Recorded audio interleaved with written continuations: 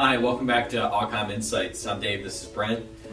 Today we're going to talk about phishing. Phishing with a P, right? Not the outdoor phishing, but phishing from a security and hacking standpoint, right? So what are some of your initial thoughts on phishing and what that's all about and how that works? Yeah, so phishing is just trying to take advantage of some social engineering tactic to get you to release some information to that person, whatever it is. Well, and sometimes that information, from a phishing standpoint, if you continue on that analogy, right, it might be they just need to get this small fish, which might just be your street you grew up on, right? Yes. Or some piece of information about you that then they can use that to get the bigger fish, right? Yep.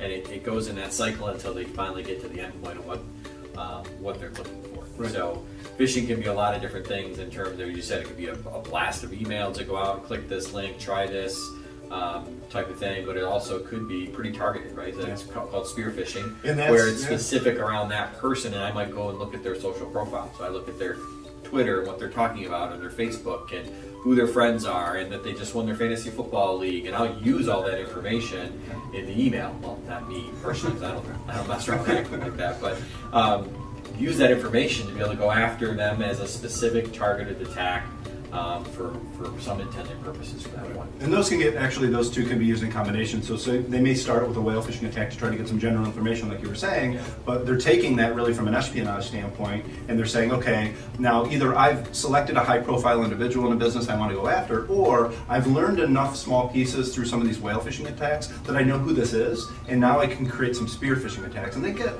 very complicated. So, I've heard of some where fantasy football is a great example, because they know who you are at this point. They kind of understand your social profile. They see what you're posting out there. They understand the teams you like, because a lot of that information is free on these fantasy football sites and on your social profile. So they know if you win big or not.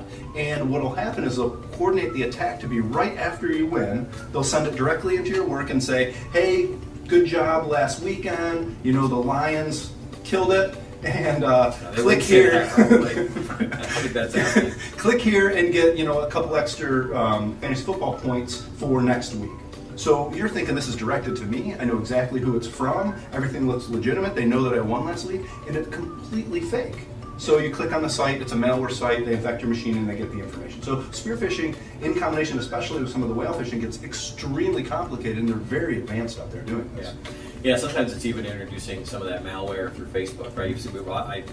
We've all seen the posts and the videos of somebody in your Facebook group has shared a video with you, and it's some kind of innocuous, hey, check this out, right? And I found this video of you, and human nature is, I want to click on that video and see what this is all about, what they sent me, and you have this natural trust because it's somebody in your Facebook group that's sending it, but the reality of it is they also had clicked that video prior to that.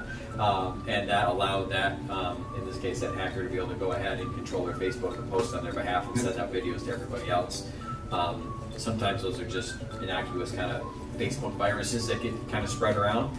Sometimes it's a little bit more serious. So some of the things people can do to prevent being a victim of some of these phishing attacks can be as simple as, don't click the links. I know it's really tempting. You want to see what's in there. If you're getting an email or a Facebook post or a Twitter link or something like that that is specific for those kind of actions and it seems really suspicious, it probably is. So stay away from it. Right.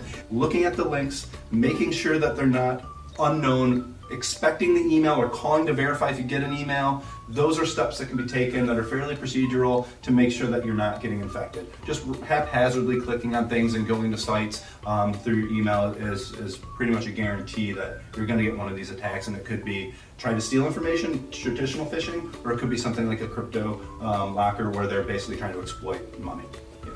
Yeah, so that's phishing. And we normally talk about a lot of business stuff in here, and this certainly has an impact on business, but our focus is usually around the business results and how organizations can leverage technology. But we have some questions on phishing and what that is and what that's all about. Part of our recommendation is getting some training out to people around what that is and how they can be protecting their organization. So we thought we'd do this kind of quick segment on phishing so that you can share it with your organizations and get some information out there to everybody about kind of what it is and how they can take precautions to protect themselves.